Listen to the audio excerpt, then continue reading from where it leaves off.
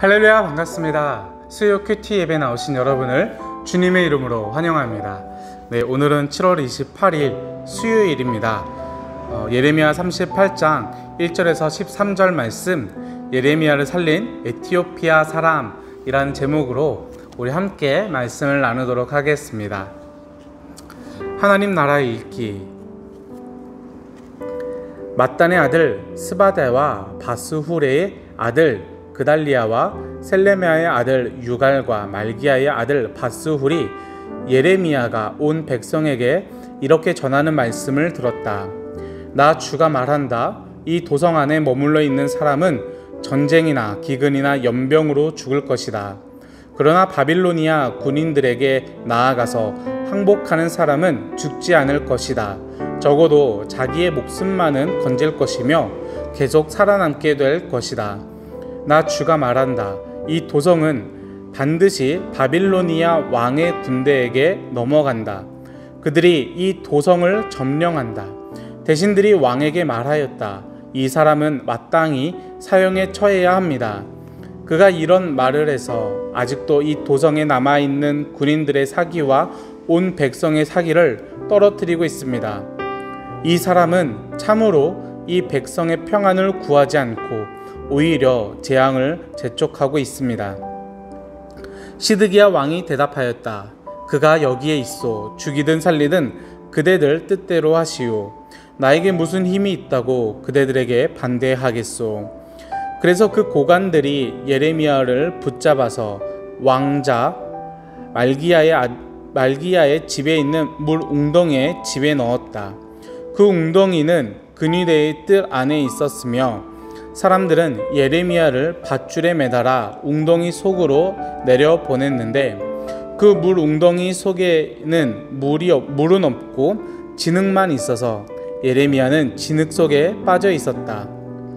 왕궁에 에티오피아 사람으로 에벳 멜렉이라 하는 한 환관이 있었는데 그는 사람들이 예레미야를 물 웅덩이에 집어넣었다는 소식을 들었다.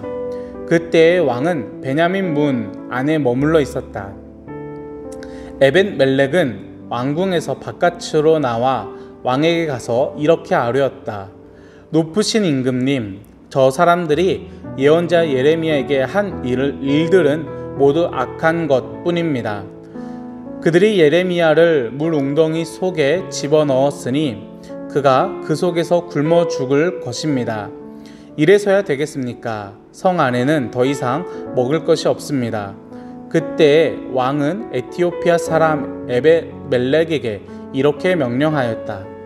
너는 여기 있는 군인들 가운데서 30명을 데리고 가서 예언자 예레미야가 죽기 전에 어서 그를 물 웅덩이 속에서 끌어올려라.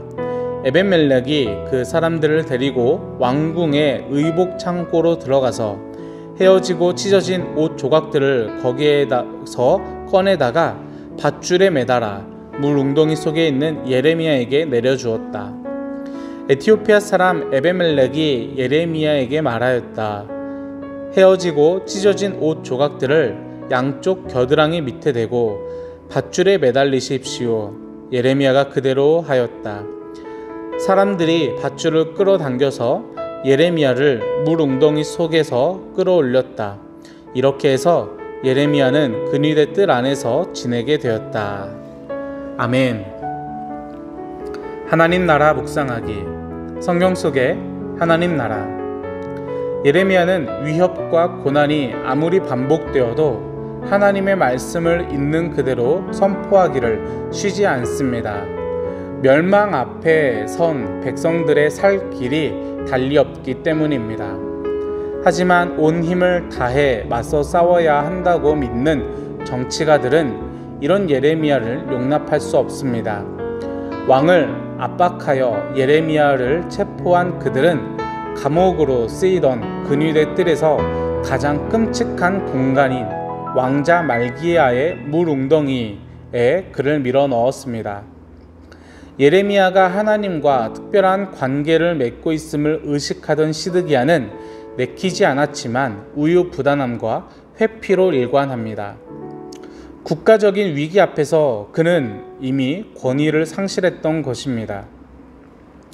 예언자가 진흙에 잠겨 속절없이 갈증과 굶주림으로 죽어가고 있을 때 이 상황을 깨뜨린 것은 놀랍게도 외국인 출신 환관이었습니다. 객관적인 눈으로 상황을 파악할 수 있었던 그는 왕을 찾아가 상황의 부당함을 항의하며 예레미야를 결국 구해냅니다. 우리 함께 말씀의 은혜를 나누도록 하겠습니다.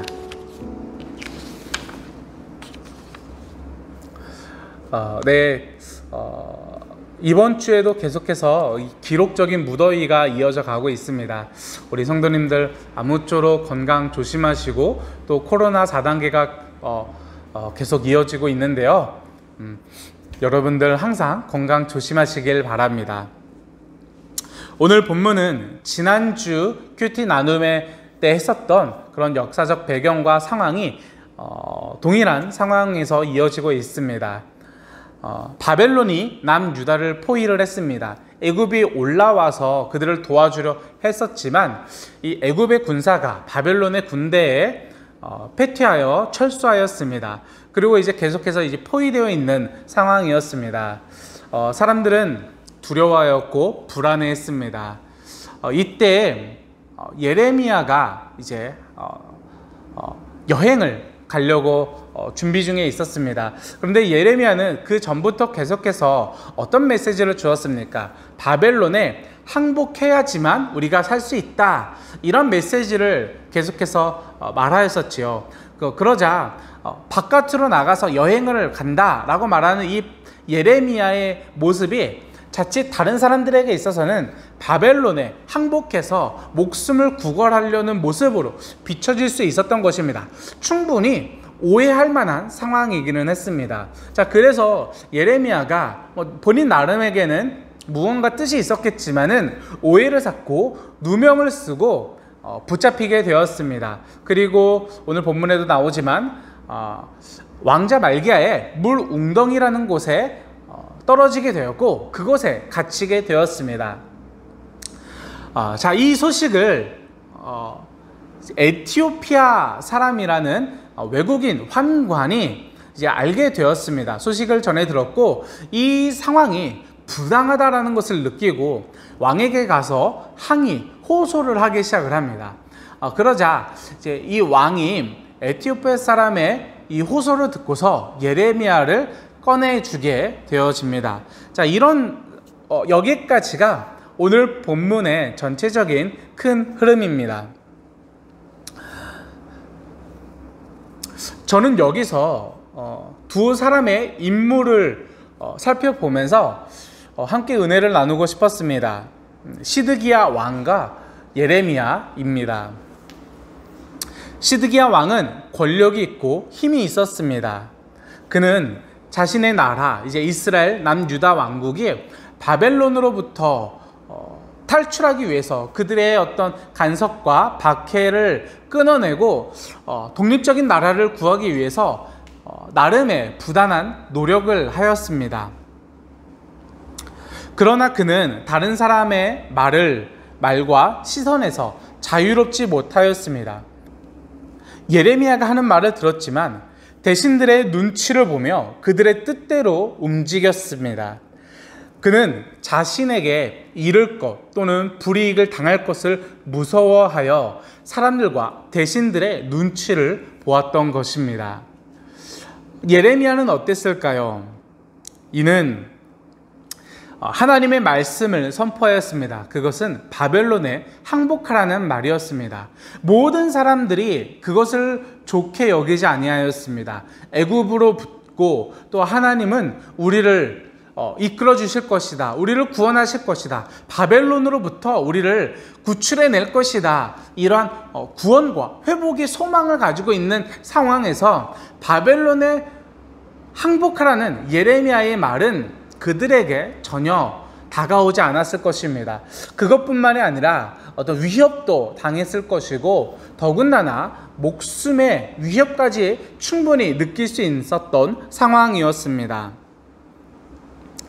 그러나 예레미야는 그 죽음이라는 위협 앞에서도 자신의 말씀 선포라는 그 사명을 꺾이지 않았습니다. 그것은 하나님께 충실한 자의 모습이었습니다. 조금 더 깊게 생각해 보아야 될 점은 시드기야 왕의 위치입니다. 당시 고대 근동에서 이 왕이라는 자리는 지금 현대 시대에서 대통령처럼 정치를 하는 사람, 대표하는 자, 이 정도의 의미가 아니었습니다. 그들이 섬기는 신이 있었고, 신과 백성의 그 사이에서 자신들이 섬기는 그 신의 통치를 대신 통치하는 자, 신의 현현, 신의 대리자, 이러한 의미가 담겨져 있었습니다. 다시 말해서 이 시드기야 왕의 역할은 그들이 섬기는 여호와 하나님의 그 뜻을 담아내야 하는 것이고, 여호와 하나님의 뜻대로 남유다 왕국을 통치해야만 하는 자의 역할이었다라는 것입니다. 예레미야의 자리는 어땠을까요? 예레미야의 자리는 하나님의 말씀을 선포하는 자였습니다. 예레미야는 하나님의 말씀을 선포해야 하는 자신의 사명을 분명히 알았고, 목숨의 위협 앞에서도 굴하지 않고 하나님의 말씀을 선포하였습니다. 그러나 시드기야 왕은 자신이 하나님의 뜻을 대신하여 통치해야 하는 그 위치에 있음에도 불구하고 사람들의 시선에 빼앗기고 그들의 목소리에 귀를 기울이며 사람들에게 눈치를 보는 그러한 모습을 우리에게 보여주고 있습니다. 시드기야 왕과 예레미야의 모습은 저는 마치 지금의 교회의 역할과도 비슷하다라고 생각이 들었습니다. 지금의 우리 교회는 하나님의 말씀이 선포되는 자리입니다. 그리고 하나님의 말씀대로 실현하여 살아가는 자들의 공동체 모임이기도 합니다. 교회는 지금 예레미야 위치에서 하나님의 말씀을 선포해야만 하는 것이고, 또 교회 공동체에 모인 우리들은 하나님의 말씀대로 살아가는 그러한 삶으로 하나님의 뜻과 통치를 드러내야 하는 자의 위치에 있다라고 우리는 볼 수 있을 것 같습니다. 저는 오늘 말씀을 나누면서 예레미야처럼 목숨을 걸고서라도 하나님의 말씀을 선포하고 신앙을 지켜내자, 우리들의 하나님의 말씀대로 살아가자, 이것을 말하고 싶은 것은 아닙니다. 우리의 삶 가운데 그래도 놓지 말아야 될 중요한 가치가 있다면 그것이 바로 하나님의 말씀이다 라는 것을 기억했으면 좋겠다라는 것입니다. 우리의 삶은 때론 힘겹고 힘에 부치고 막막할 때가 있습니다. 시드기야도 그랬습니다. 바벨론이라는 거대한 강국 앞에서 그는 막막했습니다. 예레미야도 마찬가지였습니다. 자신의 말이 도저히 들어가지 않는 이스라엘 백성들의 모습을 보면서 이것을 어디서부터 어떻게 풀어나가야 할지 막막했을 것입니다. 똑같이 앞이 보이지 않고 막막한 상황 가운데에서 그들은 서로 다른 모습을 보여주었습니다. 시드기야 왕은 사람들에게 시선을 빼앗기고 그들의 목소리를 들었으나 예레미야는 여전히 하나님의 말씀에 붙잡혀 있었던 것입니다. 모든 사람은 완벽한 사람이 없습니다. 실수하기도 하고 때로는 잘못을 저지르기도 합니다. 우리가 신앙에도 마찬가지입니다. 언제나 우리가 하나님의 뜻대로 살아갈 수 없다라는 것을, 그러한 존재다라는 것을 우리는 서로가 익히 잘 알고 있습니다. 100% 하나님의 말씀대로 살아갈 수 없는 그러한 연약한 존재라는 것을 우리가 서로 알고 있지만, 그럼에도 불구하고 우리가 붙잡아야 될 것, 놓지 말아야 될 것은 바로 하나님의 말씀입니다. 교회가 교회다운 모습을 이어가는 것은 교회 안에 하나님의 말씀이 살아있는 것입니다. 하나님의 말씀이 선포되는 것이고, 하나님의 말씀에 우리의 삶 가운데 실제로 드러나게 되는 것입니다. 그렇게 우리가 하루하루를 하나님의 말씀과 가까이 함으로 살아내므로 교회 공동체로 모인 우리를 통해서 교회가 참 교회다운 모습으로 세워지게 될 것입니다. 우리에게 주시는 하나님의 말씀은 너무나도 분명합니다. 그것은 하나님을 사랑하는 것이고 우리의 이웃을 사랑하는 것입니다.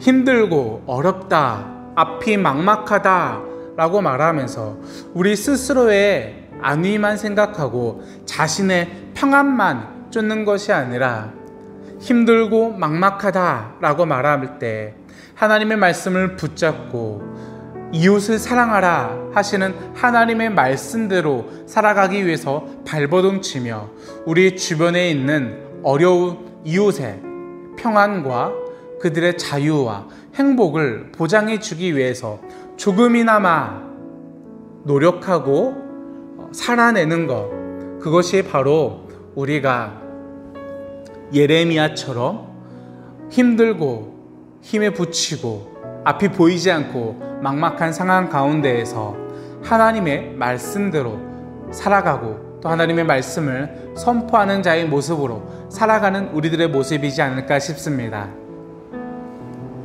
여러분들의 삶에 언제나 하나님의 말씀이 선포되어지고 하나님의 말씀이 삶으로 드러나지길 소망합니다. 그렇게 우리가 하루하루를 참 교회다운 모습으로 살아내길 바랍니다. 네, 이것으로 오늘 수요 큐티를 마치도록 하겠습니다. 여러분들 너무나도 더운 가운데 건강 조심하시고 또 여러분들의 이웃을 위해서 또 한 걸음 나아가 교회다운 모습으로 살아가는 한 주가 되어지길 소망합니다. 그러면 우리는 다음 주에 뵙도록 하겠습니다. 다음 주에 뵙겠습니다.